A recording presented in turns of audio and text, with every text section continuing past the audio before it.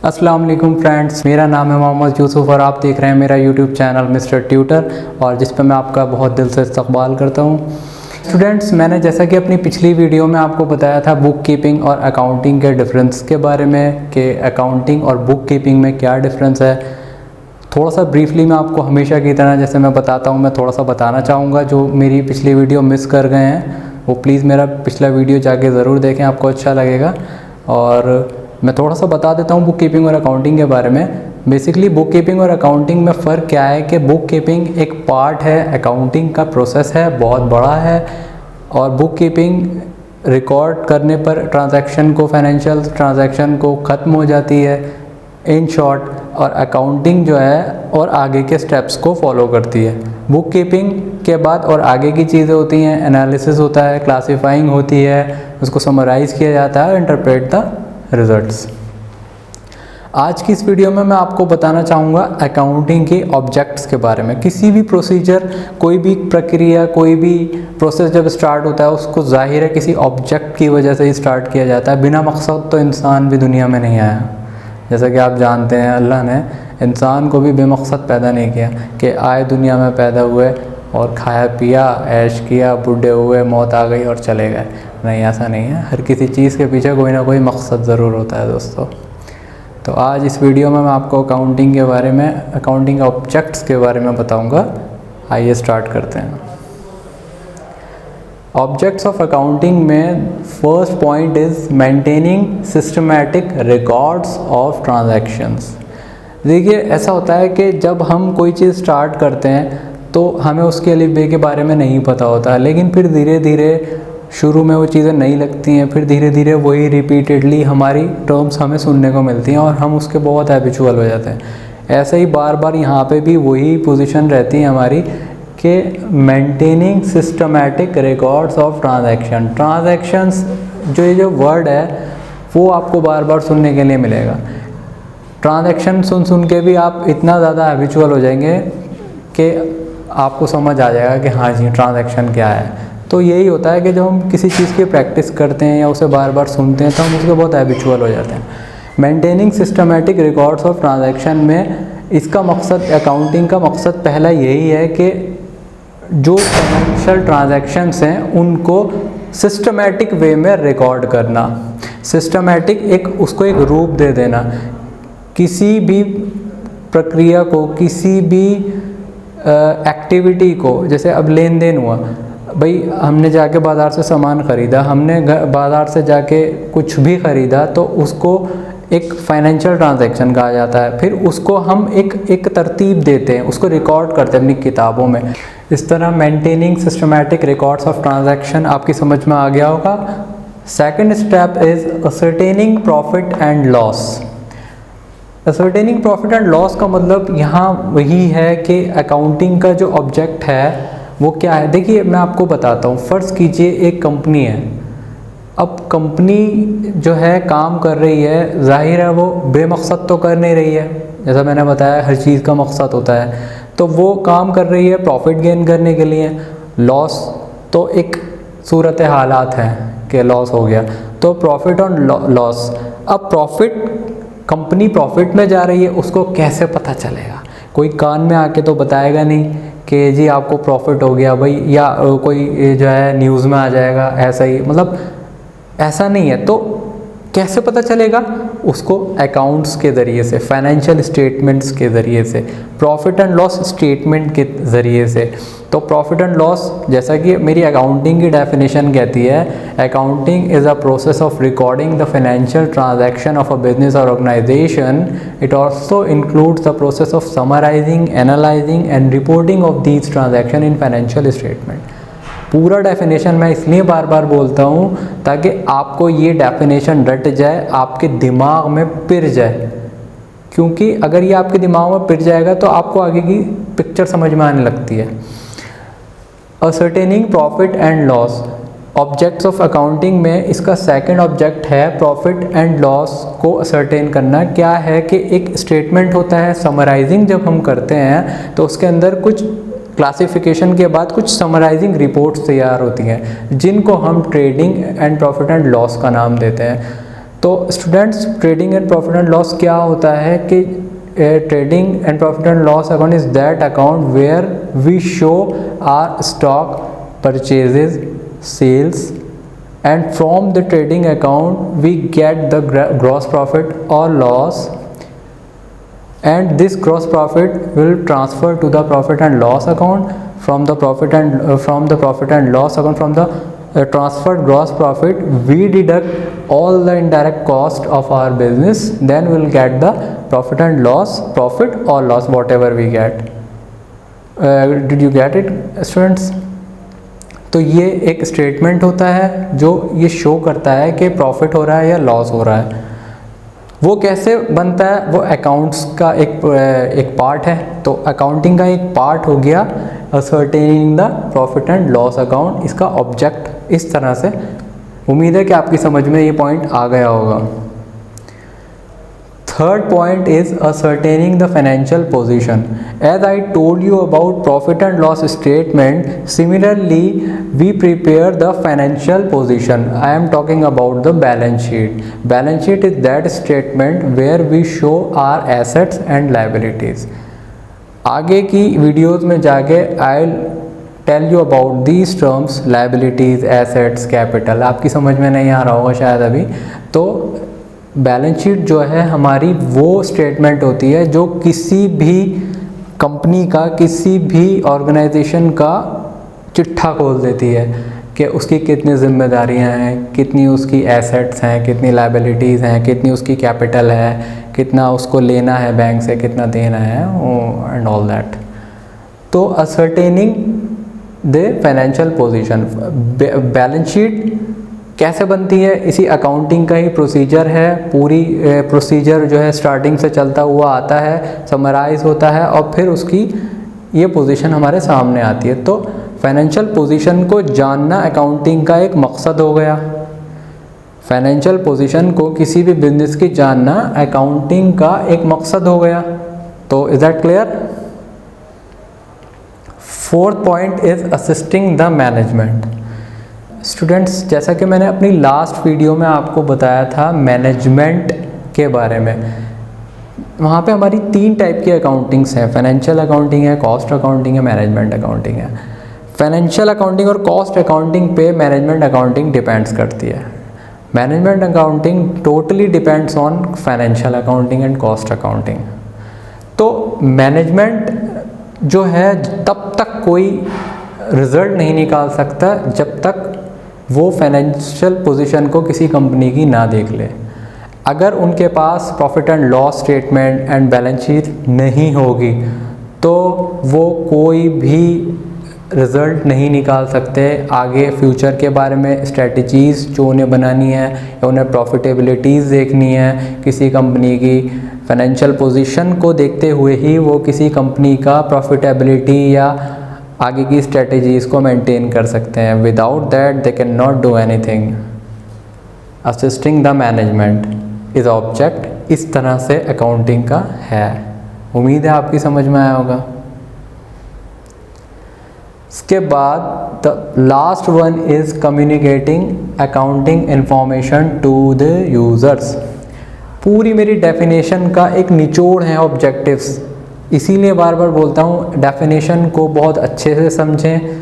Accounting के जो आगे जितनी भी चीज़ें होती हैं, चाहे देखिए वो अकाउंटिंग के ऑब्जेक्ट्स हो जाएं, चाहे वो लिमिटेशंस हो जाएं, चाहे उसके एडवांटेजेस हो जाएं, अगर आपको उसका बेस समझ में आ गया ना तो everything depends on the basis. अगर आपको उन वर्ड्स को इंटरप्रेट करना आ गया, इंटरचेंज करना आ गया अपने हिसाब से कि मैं कहाँ पे, आप खुद भी इस चीज़ को बना सकते हैं। ऐसा नहीं है कि किताबी कीड़ा हो गया, किताब से ही पॉइंट्स को आप निकालेंगे। No no no no, I don't say this. आप अगर बेस क्लियर होगा तो आप खुद अपने दिमाग को चलाएंगे और अपना कोई भी पॉइंट भी निकाल सकते हैं। ऑब्जेक्ट ऐसा थोड़ी है, ऑब्जेक्ट क्या नहीं हो सकते, ज़रूरी थोड़ी आप खुद भी बना सकते हैं।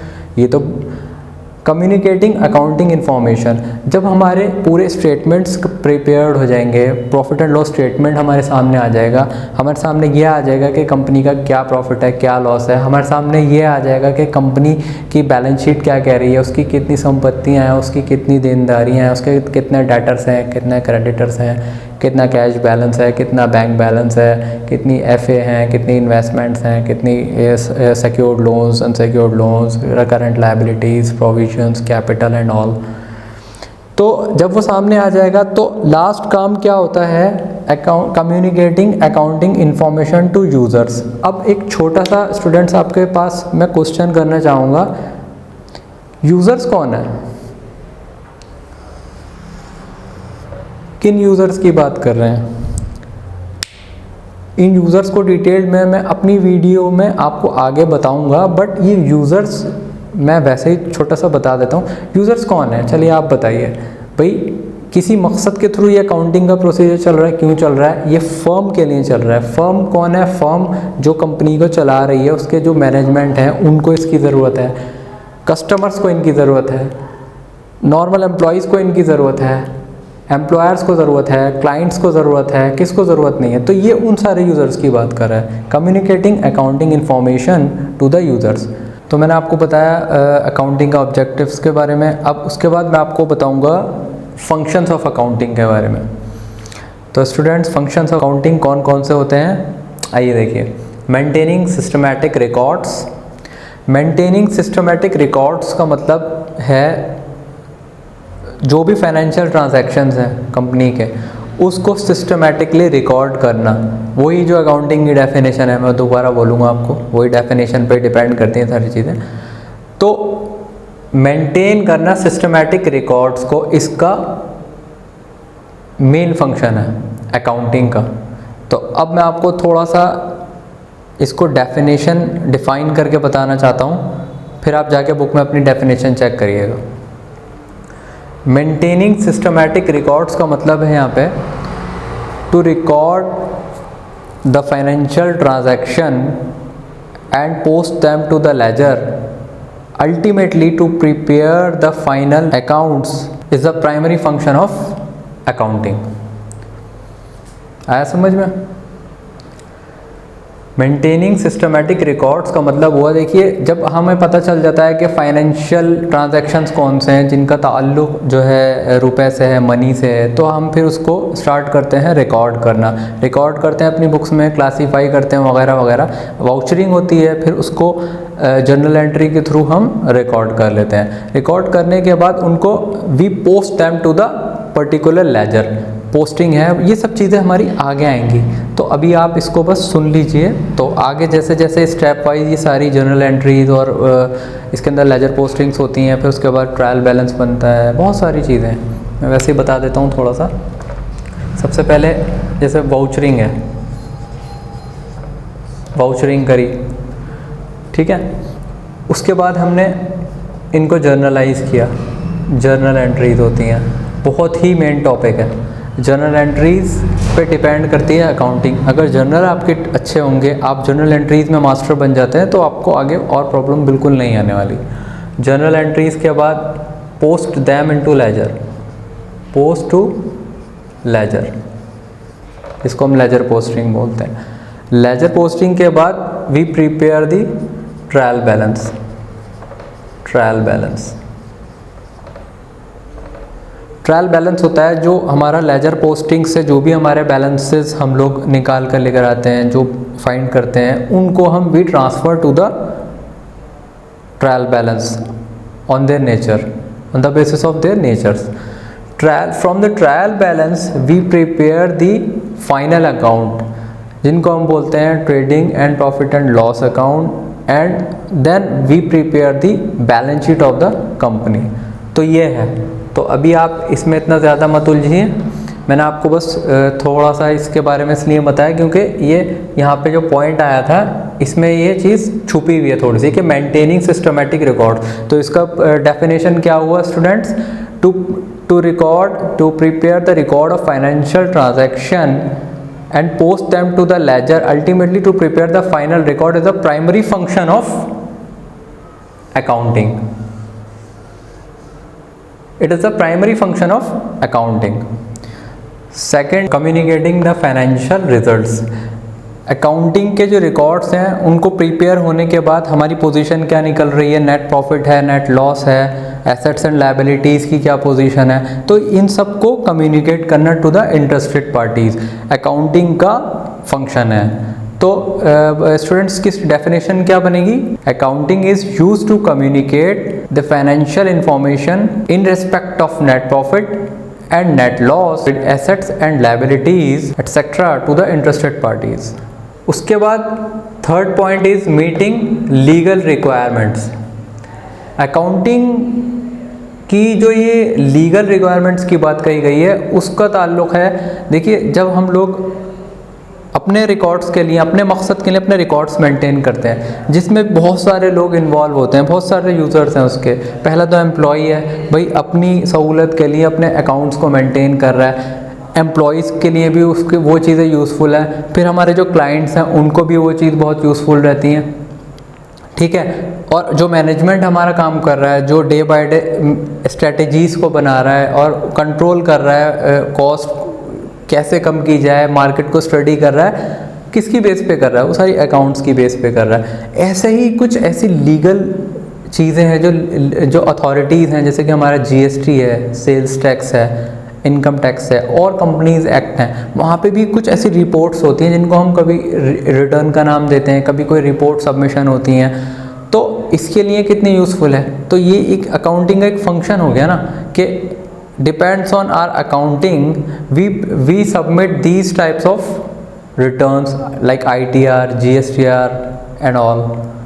तो इसकी अगर हम डेफिनेशन अगर बोलें तो क्या कह सकते हैं हम इसके बारे में? Accounting must be able to comply with the legal requirements, submission of ITR, GSTR returns and submission of companies act reports etcetera. It is very useful for that. Fourth point is protecting the business assets.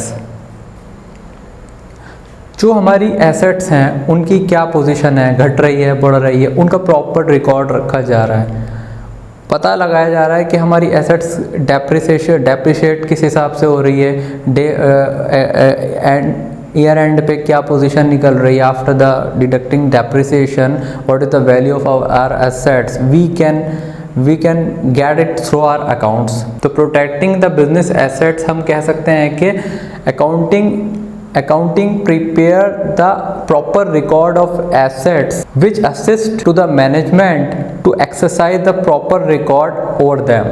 जो management है हमारा उसको enable करती है क्या करने में? To exercise control, good control over them.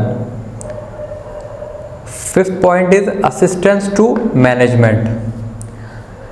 अच्छा, एक बात आपको यहाँ बताना चाहूँगा, देखिए अब ये लफ्ज़ों का हेर फेर है। जैसा मैंने आपको बताया था जो ऑब्जेक्टिव्स थे उसमें भी बहुत सारी चीज़ें सिमिलर थी, बहुत सारे पॉइंट्स ऐसे हैं जो आपको सिमिलर लगेंगे अगर आप बहुत ध्यान से इस चीज़ को समझ रहे हैं। तो ऐसे देखिए अब ये फंक्शंस ऑफ अकाउंटिंग आ गया, तो यहाँ पे ये वही वाला पॉइंट है, assistance to management. Accounting assist to management in task of planning, organising, staffing, directing and controlling. Management के जो काम हैं वो क्या क्या हैं? मैनेजमेंट किन चीज़ों पर डिपेंड करता है? मैनेजमेंट की प्रक्रिया जो है वो क्या है? सबसे पहले इसके अंदर आती है प्लानिंग। प्लानिंग क्या होती है? किसी भी काम को करने से पहले हम क्या करते हैं? प्लानिंग करते हैं, ठीक है। तो प्लानिंग का एक छोटा सा डेफिनेशन देना चाहूँगा। Planning is deciding in advance what is to be done, for whom is to be done and when how is to be done. तो जो हमारी अकाउंटिंग है वो असिस्ट करती है मैनेजमेंट को in task of planning, staffing, organising, staffing, directing and controlling के लिए। 6th point is stewardship. Stewardship क्या है?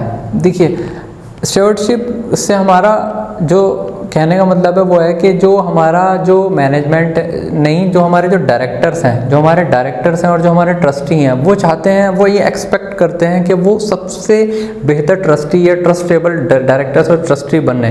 वो कैसे बनेंगे? जब वो अच्छा मैनेजमेंट करेंगे, अच्छा कंट्रोल करेंगे, अच्छी स्ट्रेटजीज़ बनाएंगे, और वो अच्छी स्ट्रेटजीज़ और जो उनकी अच्छी कंट्रोलिंग है, वो चाहे एसेट्स पे हो, चाहे वो मार्केट पे हो, चाहे वो कॉस्ट पे हो, तो वो डिपेंड किस पे करती है, हमारे अच्छे अकाउंट्स पे। अगर हमारी अकाउंटिंग अच्छी होगी तो वो अच्छा कंट्रोल कर सकेंगे। तो accounting is very helpful for them. तो मैं आपको दोबारा एक बार बताना चाहूँगा, मेंटेनिंग सिस्टमेटिक रिकॉर्ड्स क्या है। अपने फाइनेंशियल ट्रांजैक्शन को रिकॉर्ड करना, उनको पोस्ट करना और फाइनल रिकॉर्ड तक पहुँचाना, और यही इसका प्राइमरी फंक्शन है। Communicating the financial results, financial records को अपना पूरा प्रिपेयर करने के बाद हमारी नेट प्रॉफिट, लॉस, एसेट्स क्या पोजीशन बन रही है, इसको इंटरेस्टेड यूजर्स को कम्युनिकेट करना। Third point is meeting legal requirements, जो हमारी अकाउंटिंग हेल्प करती है उन लीगल रिक्वायरमेंट्स को पूरा करने में, जैसे कि हमारे जीएसटी रिटर्न्स है और अथॉरिटीज़ में हमें सबमिशंस करने होते हैं, इनकम टैक्स रिटर्न है, उसमें हेल्प करती है। प्रोटेक्टिंग द बिजनेस एसेट्स, जो हमारी बिजनेस की एसेट्स है उनको प्रोटेक्ट करने का मतलब यहाँ ये है कि हमें उसकी पोजीशन के बारे में पता रहता है कि हमारी एसेट्स कब कब डेप्रिशिएट हुई, कितने कितने परसेंट से हुई, कब सेल आउट हो रही है, कब हमारी एसेट्स ऐड हो रही है। तो ये अकाउंटिंग हमें बताती है कि हमारा पोजीशन क्या चल रहा है, मैनेजमेंट को एनेबल करती है उस पर कंट्रोल करने में। Assistance to the management, accounting हमारी मैनेजमेंट को इस लायक बनाती है कि वो अपने कामों को बहुत कामयाबी से कर सकें। उनके कामों में planning, organising, staffing, directing, controlling को करने में अकाउंटिंग उनकी हेल्प करती है। स्टीवर्डशिप में ट्रस्टीज और डायरेक्टर्स को इस लायक बनाती है कि वो एक बहुत ही भरोसेमंद, बहुत ही लायक ट्रस्टी बन सकें अपने बिजनेस की स्टेटस को ऊपर चढ़ाने में। तो इस तरह मेरा ये फंक्शंस ऑफ अकाउंटिंग आज स्टूडेंट्स यहाँ फिनिश हो जाता है, और उम्मीद है आपको ये मेरा वीडियो बहुत पसंद आया होगा। तो अगर आपको ये वीडियो मेरा पसंद आया तो प्लीज़ लाइक और शेयर करना ना भूलें, और सब्सक्राइब ज़रूर कर दें और बेल आइकन को दबा दें। Thank you so much. अल्लाह हाफिज़।